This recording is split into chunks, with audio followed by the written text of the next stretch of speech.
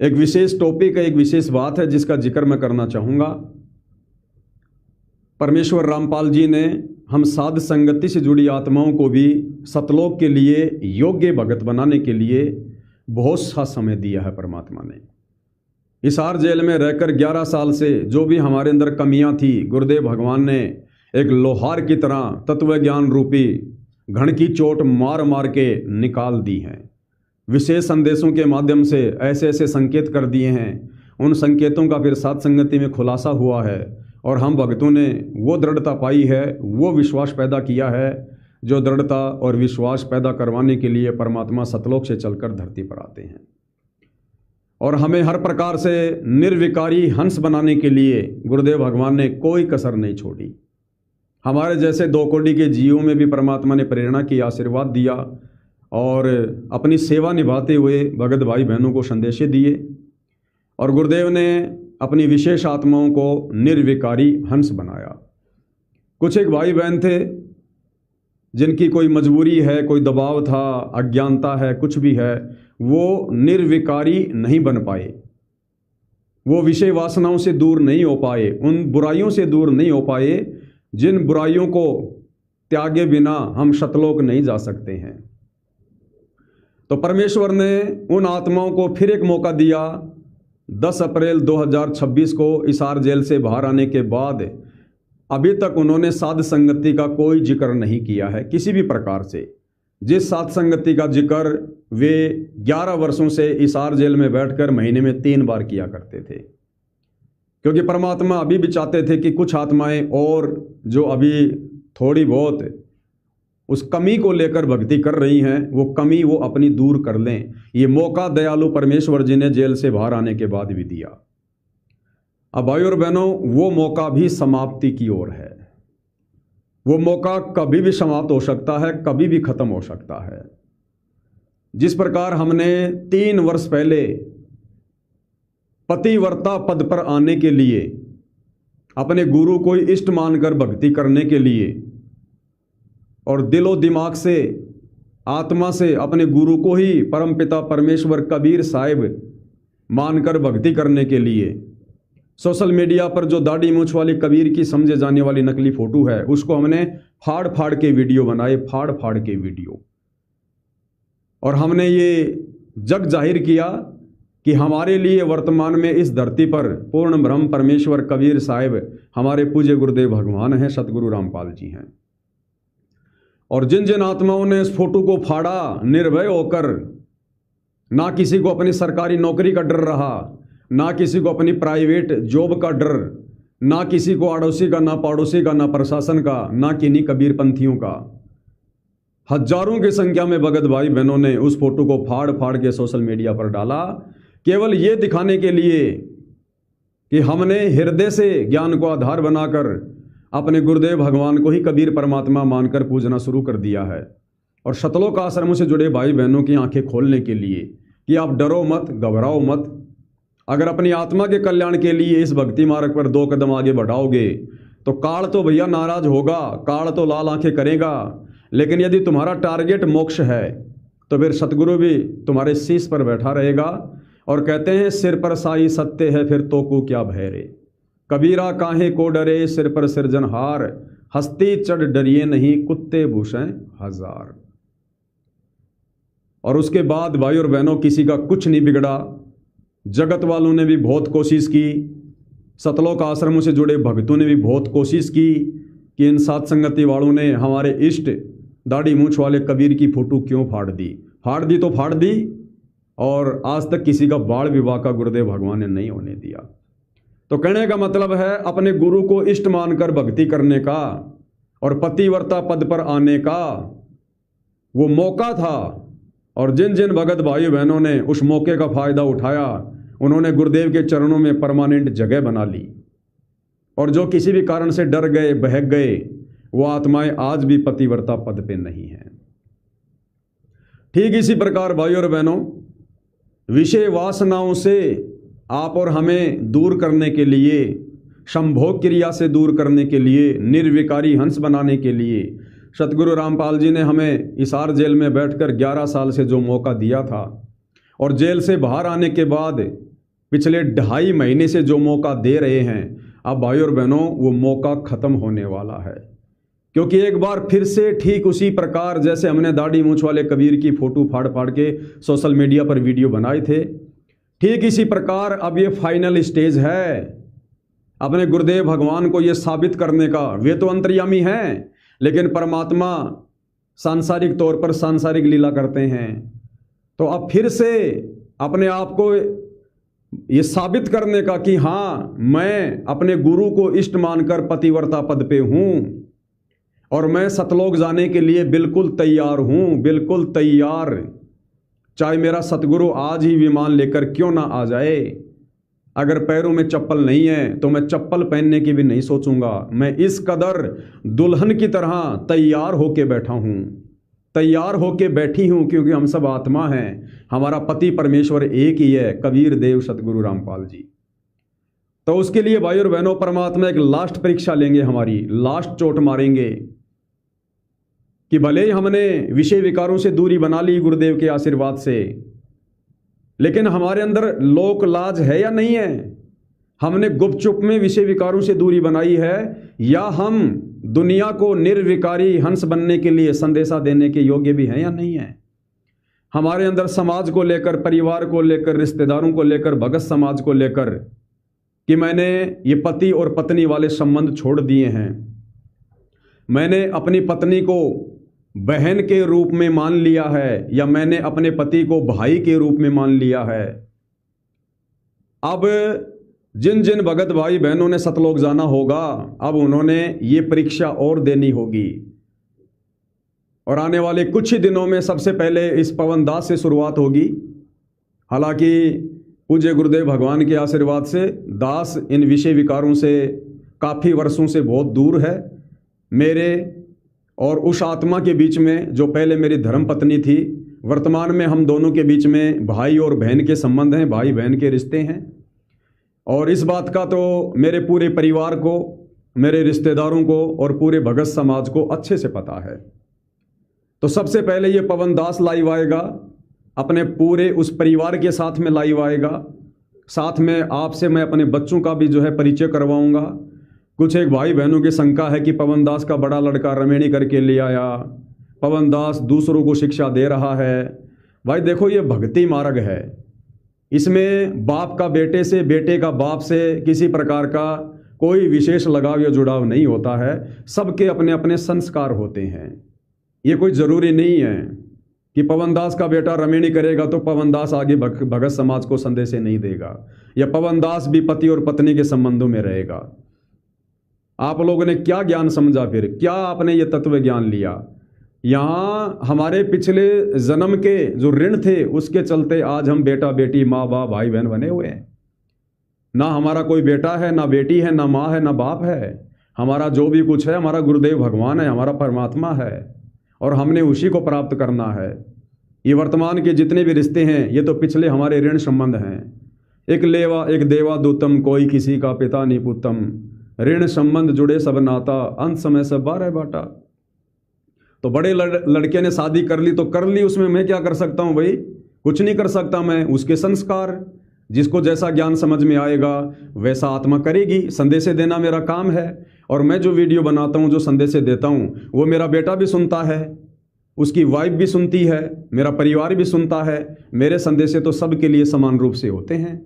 अब कोई उन चीज़ों को स्वीकार करे या ना करे, ये उन आत्माओं के ऊपर निर्भर करता है। ना इस पे मेरे ऊपर कोई फर्क पड़ेगा, ना कुछ और है। साथ में जो मेरा छोटा लड़का है और मेरे भाई का एक लड़का और एक लड़की जो मेरे साथ में रहते हैं बचपन से, वो भी लाइव आएंगे, और उनके भी क्या विचार हैं रमेणी को लेकर, शादी को लेकर, ये दास सार्वजनिक तौर पर आप सबके सामने पूछेगा। क्योंकि जिसने भाई और बहनों मोक्ष करवाना होगा, जिसने सतलोक जाना होगा, उन आत्माओं ने तो निर्विकारी हंस बनकर ही रहना होगा। निर्विकारी हंस, विषय वासनाओं से दूरी बनानी होगी। अगर शादी कर ली है तो आगे फिर भाई बहन के रिश्ते बनाने पड़ेंगे, और यदि शादी नहीं हुई है तो आपने शादी से किनारा करना ही पड़ेगा, अन्यथा मोक्ष नहीं हो पाएगा।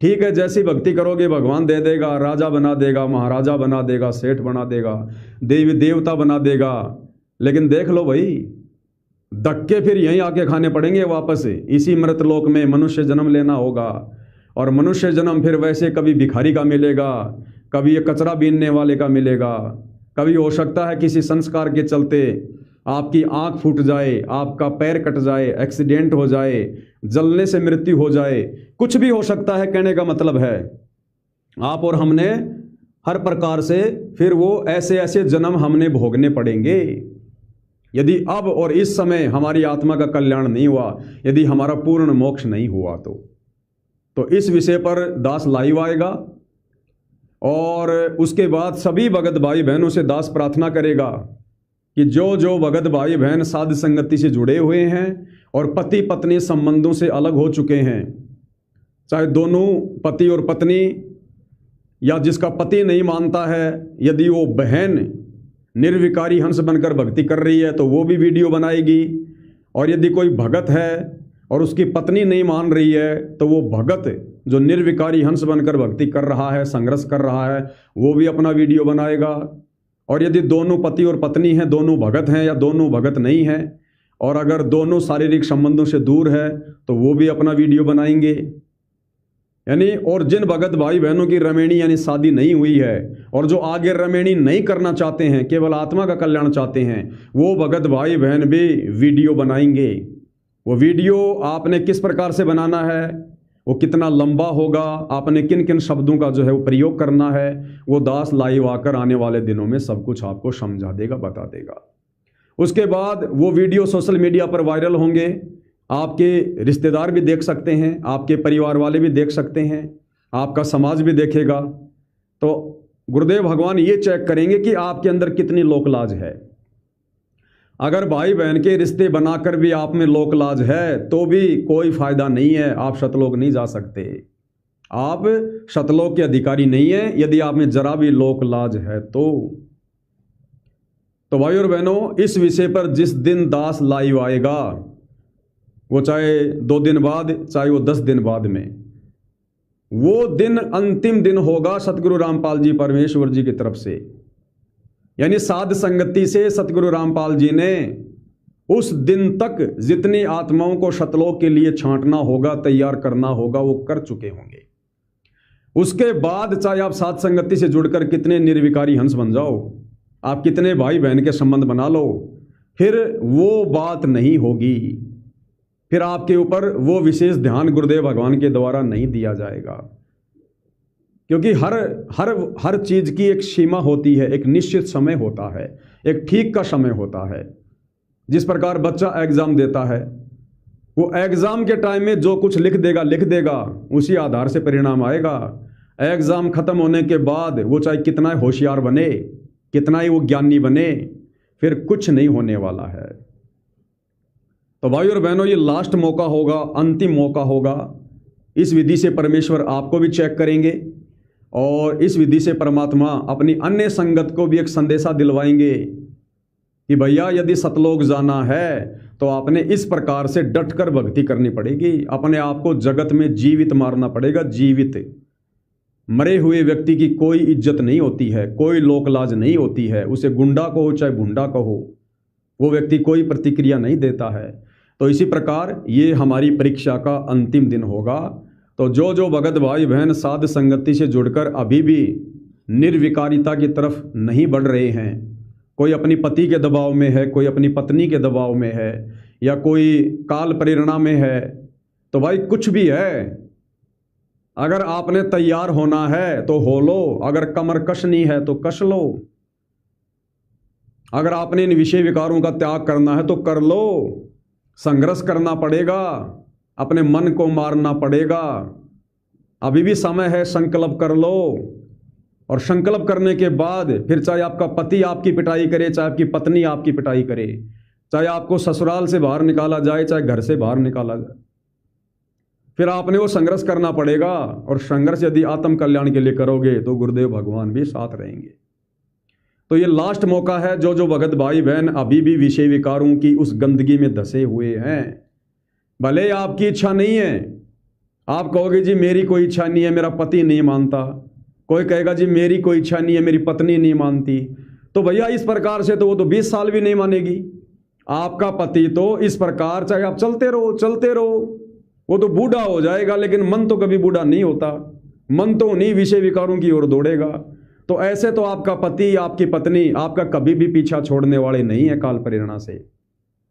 ये पीछा हमने छुड़वाना पड़ेगा, जबरदस्ती छुड़वाना पड़ेगा। अब वो समय आ गया है, अन्यथा फिर हमारे पास में समय नहीं बचेगा। फिर आपको पता है ना, मोक्ष का प्राइम टाइम जब तक सतगुरु रामपाल जी परमेश्वर जी के चरण कमल इस धरती पर हैं, यानी जब तक गुरुदेव भगवान सह शरीर धरती पर हैं, तब तक ही मोक्ष का अवसर है। उसके बाद में फिर मोक्ष का अवसर नहीं है। तो पीछा छुड़वाना पड़ेगा काल से। और सतगुरु की शरण में आने के बाद भी यदि काल आपका पीछा नहीं छोड़ रहा है, तो फिर आपकी भक्ति मर्यादाओं में कमी है भाई, आपके विश्वास में कमी है, फिर आपको ज्ञान आधार नहीं है। परमात्मा तो कहते हैं समझा है तो सिर दर पाँव बहुर नहीं रहे सादाव। अरे ये मौका मिलेगा क्या? इस काल के जाल से बाहर निकलने का मौका युगों युगों बाद में बिल्ली के भाग का छीका टूटा है।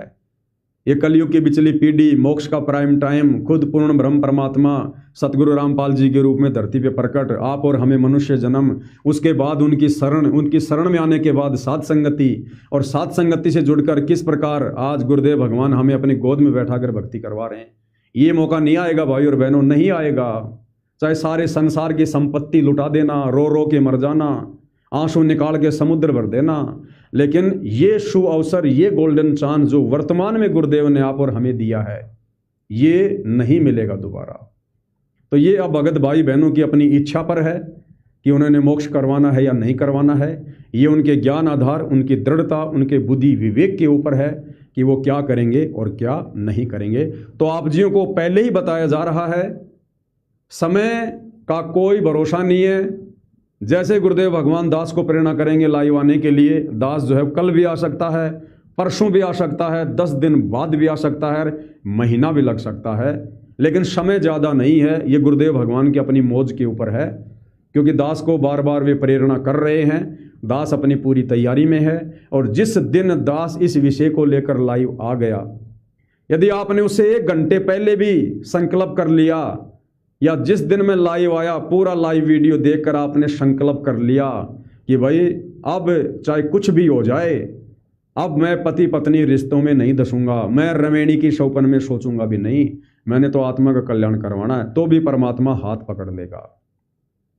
और यदि उस वीडियो के वायरल होने के बाद, उस लाइव के बाद यदि आपने फिर से वो गलती की, किसी भी कारण से दबाव में आकर, या लड़ाई झगड़े के डर से, या जैसे भी, भाई और बहनों, उसके बाद भले आप साथ संगति से 20 साल से जुड़े हो, चाहे 10 साल से जुड़े हो, चाहे 5 साल से जुड़े हो, फिर आप उम्मीद मत करना कि आप अपनी आत्मा का कल्याण करवा लोगे। तो भाई और बहनों, आप और हमने तो यहां से बाहर निकलना है। दयालु परमेश्वर रामपाल जी महाराज ने रजोगुण यानी काम वासना से दूर होने का जो दूसरा अवसर इसार जेल से बाहर आने के बाद साध संगत को दिया था, वह अवसर अब समाप्ति के निकट है। यह अवसर केवल साध संगति से जुड़े भाई बहनों को है। शतलोक आश्रमों से जुड़ी आत्माओं को कोई अवसर नहीं है, कोई मौका नहीं है। वे आत्माएं तो अपना मनुष्य जन्म बर्बाद कर चुकी हैं, बर्बाद। शतलोक आश्रमों से जुड़े भाई बहन अब जितना ज्यादा दान धर्म करेंगे, उस दान धर्म के बदले में उनको अगले जन्म मिलेंगे, और अगले जन्म उनको अच्छे अच्छे मिलेंगे, धनी लोगों के, पैसे वालों के मिलेंगे। और हो सकता है 10 जन्म मिल जाएं, 15 मिल जाएं, 20 मिल जाएं, 100 मिल जाएं। इस प्रकार से बारंबार मनुष्य जन्म प्राप्त करके वर्तमान में की गई भक्ति मर्यादा तोड़कर और सतगुरु को किया गया दान धर्म, केवल वो मनुष्य जन्म प्राप्त करेंगे। सतलोक आश्रमों से जुड़े भाई बहन मोक्ष प्राप्त नहीं कर सकते। इस बात को गांठ बांध के रख लेना। ये सात संगतियां परमात्मा ने कोई मनोरंजन के लिए शुरू नहीं करवाई है।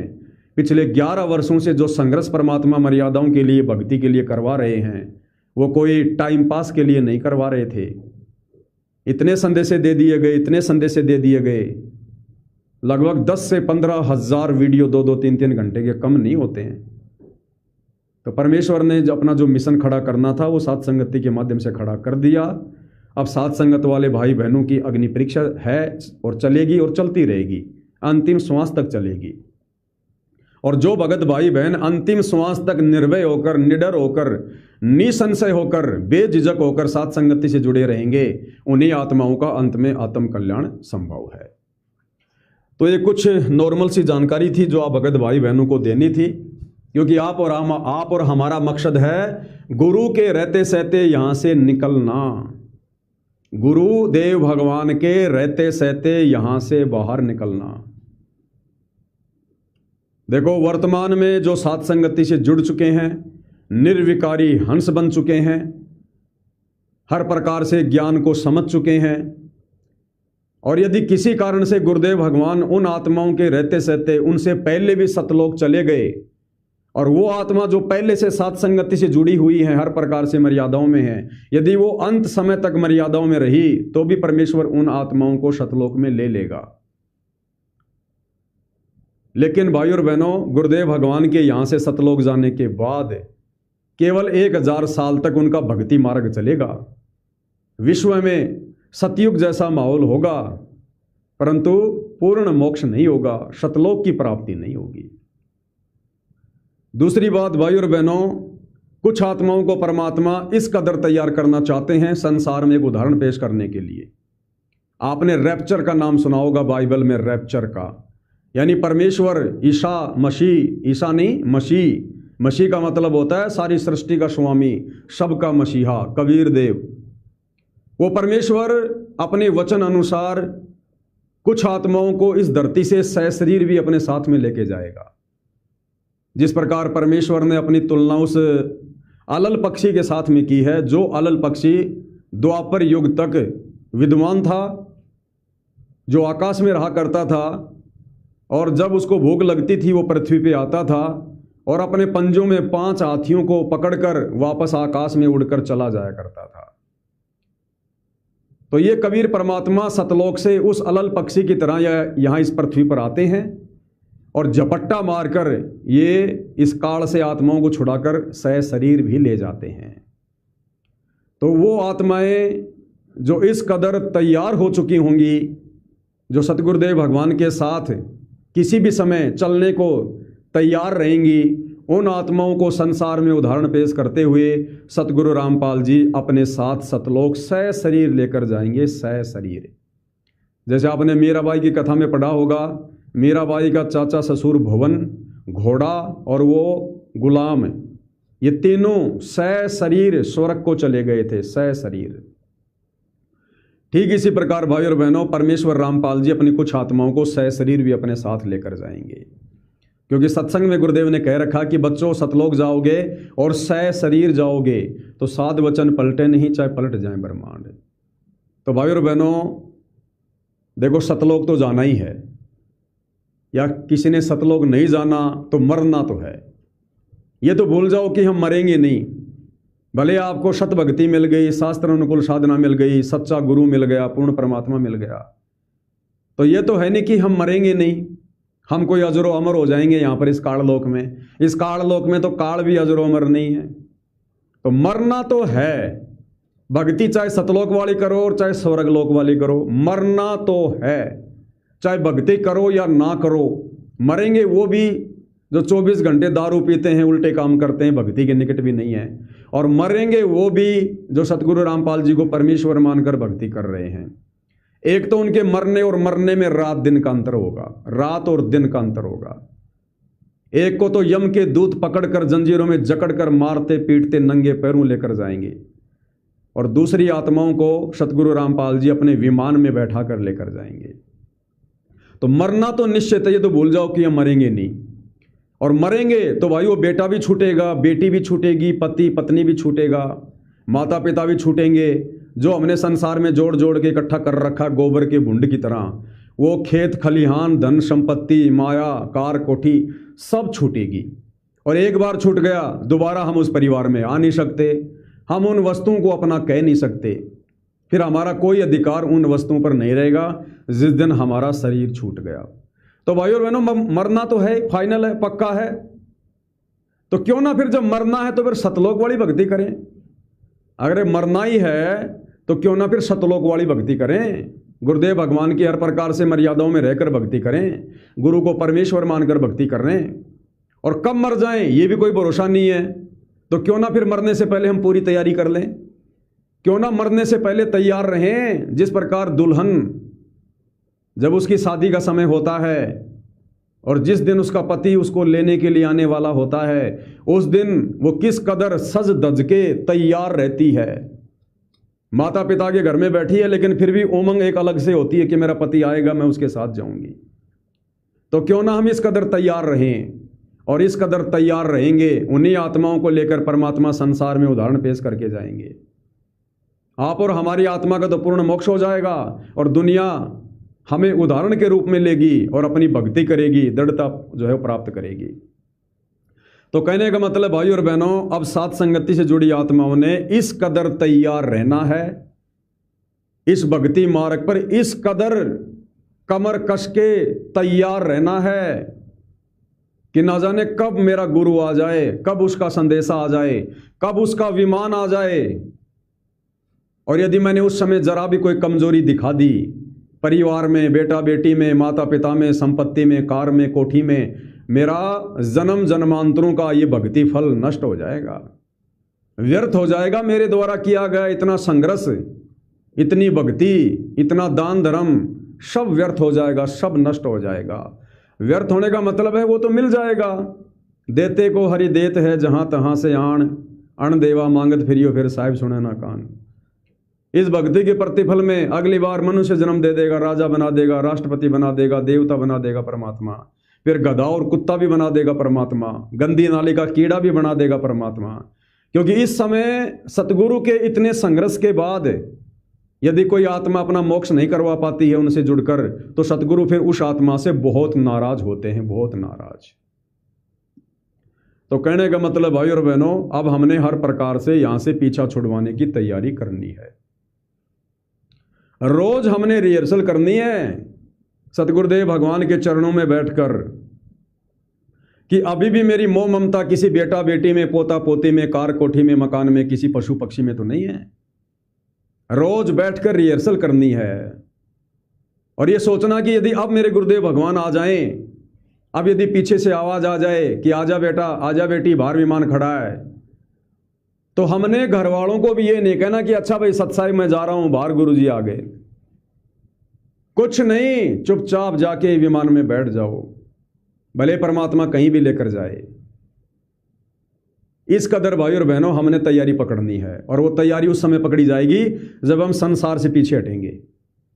यदि अभी भी हम 2 के 4 करने में लगे हुए हैं, काम धंधा बिजनेस आगे बढ़ाने में लगे हुए हैं, संसार से झूठी यारी दोस्ती रिश्तेदारी निभाने में लगे हुए हैं, अपनी मन की इच्छाओं को आगे से आगे बढ़ाने में लगे हुए हैं, आगे से आगे हम कोई प्लानिंग करके बैठे हैं, तो उम्मीद मत करना कि हम सतलोक के लिए तैयार हैं। हमने कोई प्लानिंग करनी नहीं। आवश्यकता होगी तो परमात्मा का वचन है तुझे वो वस्तु लाके दे दूंगा। हमने प्लानिंग नहीं करनी कि अगले महीने में गाड़ी निकलवाऊंगा, मेरे पास में 1 लाख रुपए कम है, अगले महीने 1 लाख रुपए वहां से आ जाएंगे और फिर मैं गाड़ी निकलवाऊंगा। ये प्लानिंग भी करना भगत के लिए महामूर्खता है। अगर 1 महीने पहले तेरी मृत्यु होगी, तेरा शरीर छूट गया, तो तेरी तो इच्छा रह गई भाई। अब तेरी वो इच्छा पूर्ति के लिए परमात्मा तुझे वापस जन्म देगा यहीं पर। और हो सकता है तुझे किसी मोटर गाड़ी हो सकता है तुझे किसी मोटर गाड़ी की कंपनी का मालिक बना दे परमात्मा, क्योंकि भक्ति धन तो है ही। और इच्छा क्या थी? कार लेने की। हो सकता है परमात्मा तुझे किसी कार कंपनी का मालिक बना दे और फिर यहीं धक्के खाते रहेंगे। फिर वो टाटा जैसे चले गए जिनके दुनिया भर के गाड़ी घोड़े दौड़ते हैं, रोडों पे चलते हैं, लाखों करोड़ों कार बना बना के जिन्होंने लोगों को दे दी, वो टाटा क्या ले गया यहां से? अपने शरीर की राख भी नहीं लेके गया, राख भी। तो यदि हमने वास्तव में सतलोक जाना है तो ये रिहर्सल हमने करनी पड़ेगी। हमने आगे की कोई प्लानिंग किसी प्रकार की नहीं करनी है। जिस वस्तु की वास्तव में आवश्यकता है, मकान बनाने की, कोई प्लाट खरीदने की, तो बस केवल वहीं तक सीमित रहो कि ठीक है, और परमात्मा से अरदास करते हुए, बारंबार प्रार्थना करते हुए कि परमात्मा आपके दास की तो कोई रुचि नहीं है किसी प्रकार की, लेकिन मालिक इस काललोक में क्या करें? सर्दी गर्मी आंधी धूल बरसात से बचने के लिए परमात्मा एक झोपड़ी भी चाहिए। उस हिसाब से परमात्मा से प्रार्थना करते करते, बिना किसी विशेष खुशी जाहिर किए हुए कि अगले महीने में मकान बनाऊंगा, और मैंने प्लॉट ले लिया, वहाँ बहुत महंगा मिल रहा है, मैंने अच्छी ऐसी जगह प्लॉट लिया मैंने, इस प्रकार से नहीं। ले लाके फटाफट उसको बना के और फिर ज़्यादा उसको संवारना नहीं है, उसमें चिप्स मार्बल नहीं लगाने फालतू में, नॉर्मल सा बना के, क्योंकि मकसद हमारा भक्ति करने का है। वो मकान हमारे साथ में नहीं जाएगा, उस मकान को देख के उसकी कोई जो है किस्तें नहीं भरने वाला, उस मकान को देख के हमें कोई पैसा नहीं दे देगा, और ना हमें किसी का चाहिए। तो टाइम पास करना है, दूसरों के लिए भी जब तक हम जिए एक एग्जाम्पल बने कि देखो देखो फला फला भगत, उसके पास में कितना पैसा है परमात्मा के आशीर्वाद से, उसके बाद भी देखो कैसे सिंपल तरीके से रहता है, उसका मकान देखो कितना साधारण है। वो चाहता था जो 4 मंजिल का बना लेता, टाइल लगा देता, मार्बल लगा लेता, लेकिन देखो कैसे सिंपल घर बना के रह रहा है। तो दूसरों के लिए भी जब तक जिए तब तक एक उदाहरण बन के हम रहें। और जो सामग्री हमें परमात्मा ने दे रखी है, कार कोठी गाड़ी घोड़ा जो भी है, हम उसका परमेश्वर की मर्यादाओं में रहकर अपनी आत्मा के कल्याण के लिए सदुपयोग करें, ना कि हम उसका दिखावा करें, और ना हम उसमें विशेष कोई रुचि बना के रखें कि ये मेरी। अगर विशेष लगन विशेष रुचि की तरफ से यदि हम उसके प्रति आकर्षित हैं तो ये भी काल का जाल है। वो चाहे आपकी गाड़ी है, चाहे आपका मकान है, चाहे आपका बैंक बैलेंस है, चाहे आपका फार्म हाउस है, चाहे कुछ भी है, अगर एक विशेष आकर्षण की दृष्टि से हम उसको देख रहे हैं, अपना मान रहे हैं, तो ये भी हमारी कमजोरी है। तो भाइयों और बहनों, आप और हमने पूज्य गुरुदेव भगवान के धरती पर रहते सहते, और जिस दिन परमेश्वर का आदेश हो जाए उसी दिन बिना किसी संशय के बेहिचक हमने सतलोक जाने के लिए तैयार रहना है। तब तो फायदा है आपका साथ संगति से जुड़कर इतना संघर्ष करने का, मर्यादाओं में रहकर भक्ति करने का, गुरु को परमात्मा मानने का। और जब वो समय आया, उस समय आपने अपनी औकात दिखा दी, तो फिर क्या फायदा फिर साथ संगति से जुड़ने का? फिर तो परमात्मा और ज़्यादा दुखी होंगे हमसे, और ज़्यादा हमसे नाराज होंगे। तो कहने का मतलब भाई और बहनों, अब वो समय आ गया है, अब हमने बिल्कुल दुनिया से बायकॉट, क्योंकि हमारे काम अब हमारा सतगुरु पूरे करेगा, ये दुनिया पूरे नहीं कर सकती है। अब तो जो भगत भाई बहन पहले जैसे दिन रात 12-12 घंटे 18-18 घंटे दिन रात काम धंधे में लगे रहते थे, अगर ये बातें समझ में आ गई है साथ संगति से जुड़कर, तो अपने काम धंधे को भी सीमित कर देना चाहिए। भगत ने सीमित है, 2 टाइम की रोटी चाहिए, बाकी खर्चे क्या हैं बताओ? खर्चे क्या हैं भगत के? कोई खर्चा नहीं है। अगर मकान आपका खुद का है तो बताओ फिर आपका खर्चा क्या है? ना आप किसी प्रकार का कोई नशा करते, ना आप शराब पीते, ना कोई मांस खाते, ना रिश्तेदारियों में किसी प्रकार का भात छुचक लेना देना, कोई सिंगारा, कोई तीज त्यौहार, ना कोई होली दिवाली सकरात मकर संक्रांति, ना फालतू में कहीं आना जाना, ना घूमना, ना कोई पिकनिक पे जाना, ना हमने बच्चों को विशेष कोई बड़ी बड़ी स्कूल में पढ़ाना, ना कोई प्राइवेट स्कूलों में हमने पढ़ाना, 8वीं 10वीं पढ़ा लिया बहुत है, ना विशेष हमारा खाने पीने और पहनने का कोई शौक रहा, ना हमने कोई दिखाने के लिए बड़ा मकान बनाना, ना कोई गाड़ी घोड़ों की हमारी कोई इच्छा रही है। तो बताओ फिर हमारे खर्चे क्या हैं? सिर्फ रसोई का खर्चा, रसोई का खर्चा।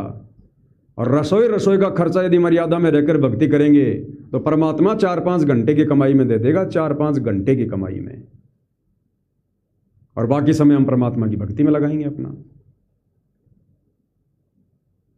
तो भाई और बहनों, हर प्रकार से बकवादों से हटकर, यानी भगत भी आपस में मिले बैठे तो परमात्मा की चर्चा, नहीं तो अपना सुमरण है। अगर घर में आप सारे भगत हैं तो भी अब उस घर में ना कोई रिश्तेदारों की चर्चा होनी चाहिए, ना इधर उधर की अड़ोसी पड़ोसियों की कोई चर्चा होनी चाहिए। भगत ने तो अपने घर से टीवी चैनल जैसे होता है ना, ये डिश वगैरह, इसको भी हटा देना चाहिए। हटा दो इसको। परमात्मा के सत्संग सुनने हैं अपने मोबाइल में सुन लो, मोबाइल भी टीवी है। बाकी ये डिश एंटीना वगैरह हटा दो इसको।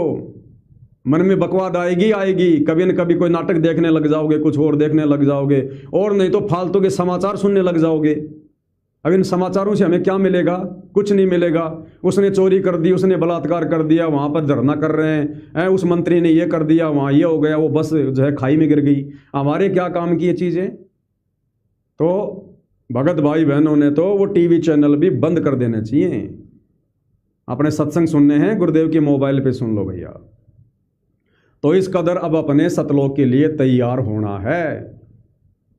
और ये मौका गुरुदेव ने केवल साध संगति से जुड़ी आत्माओं को दिया हुआ है। ये बातें अब आपको साध संगति से सुनने को मिलेंगी। पूज्य गुरुदेव भगवान जो भी संदेशा दिलवाएंगे साध संगति के माध्यम से दिलवाएंगे। बाकी उन सतलोक आश्रमों में आप सोचोगे गुरुदेव भगवान बैठकर 2-2 घंटे सत्संग करेंगे, हमें कोई अच्छी बात बताएंगे, कोई ज्ञान की बात बताएंगे। अब ऐसा कुछ भी नहीं होने वाला है, ध्यान रख लेना। गुरुदेव ने जो कहना था, जो बताना था, वो 30 साल में बता दिया, कह दिया, सत्संगों में डाल के दे दिया। अब उन आश्रमों में केवल आपको मोटर पाइप मिलेंगे और कुछ नहीं मिलेगा। आप जाके देख लो, लगभग 1-1.5 बीघा जमीन में वहां पर मोटर पाइप ही मोटर पाइप पड़े हैं, मोटर पाइप ही मोटर पाइप। और जब किसी गांव की डिमांड आती है तो सतलोक आश्रम वाले क्या करते हैं, डायरेक्ट फैक्ट्री से उस गांव में नहीं लेके जाते, पहले सतलोक आश्रम धनाना में लाएंगे, वहां जबरदस्ती सतगुरु रामपाल जी से मोटर पाइप को आशीर्वाद दिलवाएंगे, उसके बाद मोटर पाइप लेकर जाएंगे और सारा दिन बेगार करते रहेंगे। अब परमात्मा ने इनसे बेगारी करवानी है, इनकी बेगारी करने की इच्छा थी। 11 साल से गुरु की गैर हाजिरी में इन्होंने भक्ति तो की नहीं, इन्होंने बेगार करी।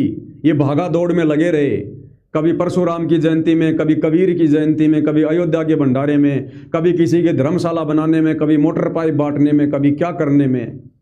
तो अब ये परमात्मा जिस भगत की जैसी इच्छा रही है वो इच्छा पूरी करेगा। और गुरुदेव ने कह दिया, बच्चों आने वाले दिनों में जो किसान हैं, मजदूर हैं, हम उनको बीज और खाद भी देंगे। तो देगा कौन जा जाके, ये भगत देंगे। ले जाओ ट्रैक्टर ट्रैली में पटक पटक के, अपने सिर पे पटक पटक के करो बेगार, बांटो गांव गांव जाके खाद और बीज, बांटो मोटर पाइप, बांटो राशन पानी, बनाओ मकान, बनाओ धर्मशाला, बनाओ गौशाला। अब यही चलेगा भाई और बहनों, यही चलेगा। आने वाले समय में हो सकता है सदगुरु रामपाल जी लोगों की फसल भी कटवाएंगे अपने भक्तों से कि जाओ रे, तुम्हें भक्ति तो करनी नहीं है, तुम्हें तो मजा आता है बकवाद करने में, जाओ फलाने फलाने गांव की गेहूं की फसल काट के आओ, जाओ। अब ये काम होंगे, ध्यान रख लेना भाई और बहनों। तो भक्ति मार्ग का जो भी संदेशा गुरुदेव भगवान ने दिलवाना होगा, ये साध संगति से ही दिलवाएंगे।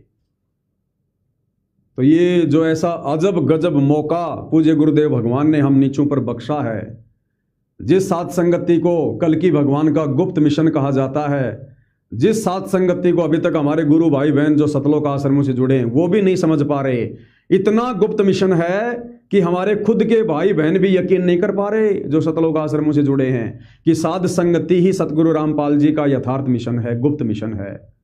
इसको कहते हैं गुप्त मिशन। कानू कान खबर नहीं होने देता परमात्मा कानू खान। और जिन आत्माओं को विश्वास है उनको देखो आप, उनके तो रंग ही न्यारे हैं, उनका तो विश्वास ही अलग है।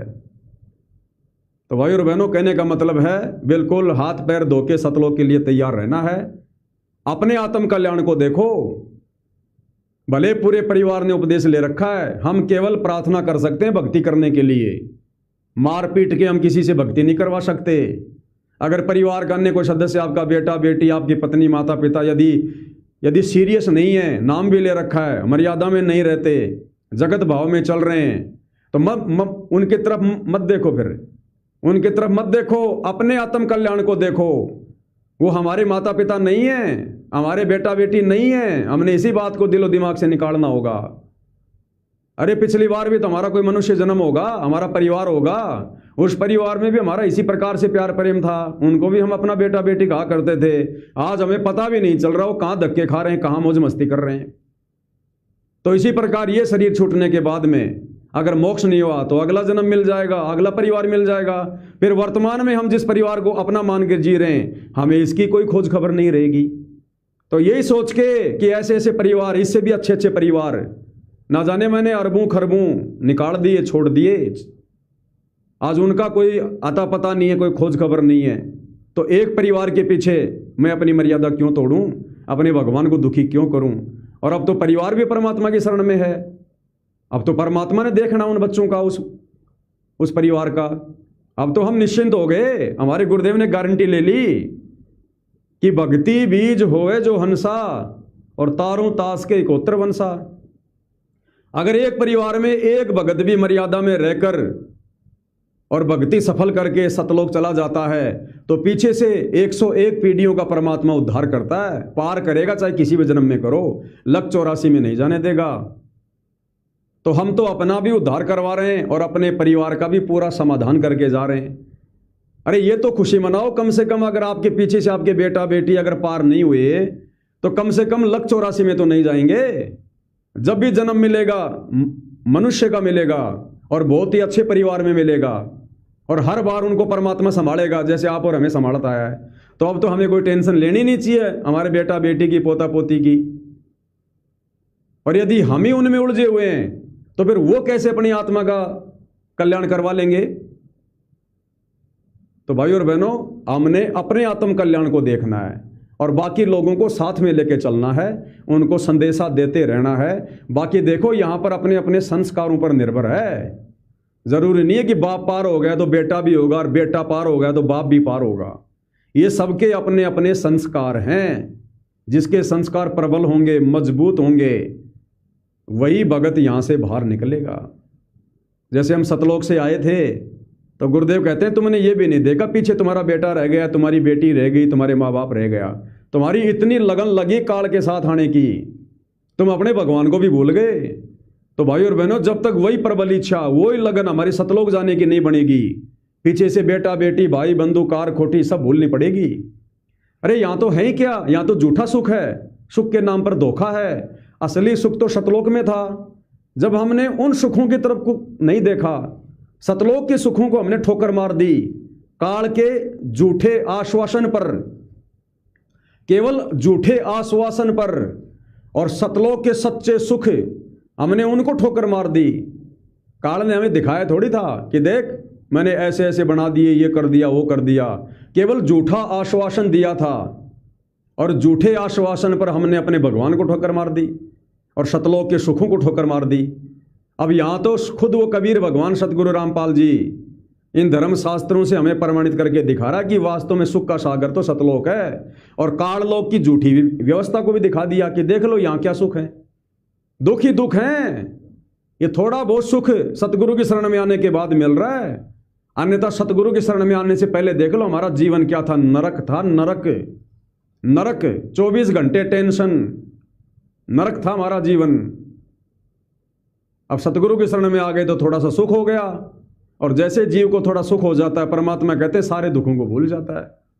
तो ये तत्व ज्ञान इसीलिए दिया है, हमें साथ संगति से इसीलिए जोड़ा है कि सुख होने के बाद भी ये दुख हमारी आंखों के सामने घूमते रहें और हम इन सुखों में विचलित ना हो जाएं, और हमारा जो मुख्य टारगेट है, लक्ष्य है सतलोक प्राप्ति, मोक्ष प्राप्ति, उसको हम ना भूलें। रोज रह रहकर दिन में या रात्रि में गुरु के चरणों में बैठकर अर्ज करें, अरदास करें और अपने इस लक्ष्य को हम जीवित रखें कि मेरा टारगेट सतलोक जाने का है, ये झूठे सुख प्राप्त करके काल की गंदी व्यवस्था में फंसने का नहीं है। अपने आप को बचा के रखना रोजाना कि कहीं आज मैं किसी काल के षड्यंत्र में तो नहीं फंस गया, कहीं मेरे अंदर काल ने कोई इच्छा कोई प्लानिंग तो नहीं डाल दी है, कहीं मैं आगे की कोई जो है प्लानिंग तो नहीं कर बैठा। अपने आप को साफ सुथरा रखना है, बचा के रखना है। इस प्रकार से भाई और बहनों हमारा यहाँ से पीछा छूटेगा, नहीं तो काल हमें अंतिम श्वास में भी दबोचने की कोशिश करेगा किसी न किसी कारण से। तो इस प्रकार से हमने अपने आप को गुरु आशीर्वाद से तैयार करना है कि गुरुदेव के रहते सहते यहाँ से निकलना है। अगर निकल गए तो ठीक है भाई और बहनों, अन्यथा देख लो फिर बाद में फिर ये जन्म मिलेंगे, ये वाले, ये दुख, दारिद्रता, निर्धनता, ये वाले जीवन मिलेंगे। फिर एक एक पैसे के लिए दिए बाबा, दिए बाबा, दिए बाबा। तो ये विचार हम भगत भाई बहनों ने गुरुदेव के ज्ञान को आधार बनाकर करना है।